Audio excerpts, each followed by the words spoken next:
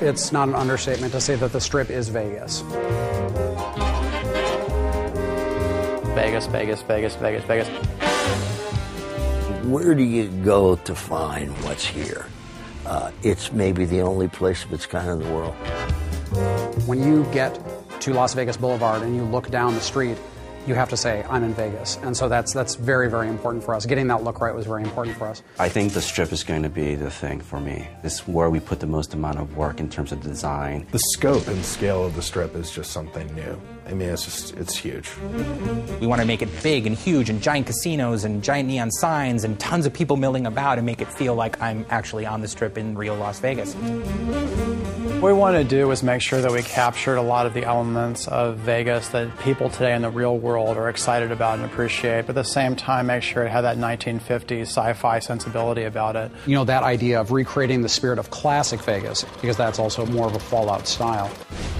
When you arrive at the Strip, it's definitely a wow moment. When you go through the gates of the Strip, you know, you find yourself in a location that you really haven't seen anything of its like in the Fallout universe before. We knew we wanted the player to get that feeling that you get when you go to the real Las Vegas Strip, which is, you know, you set foot at one end of the Strip and you look down and you see like all the neon lights.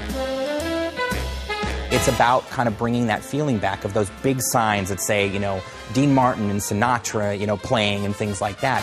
You also see a lot of debauchery on the Strip, of course. You see a lot of, you know, drunken soldiers who are kind of stumbling around from casino to casino. Walking around in drunken stupors and puking on the sidewalks and dancing naked in fountains and that sort of thing. Securitron robots will roll out of there and patrol the Strip quietly, just day in and day out. So if you show any iron on the streets or start shooting, those guys will take you out.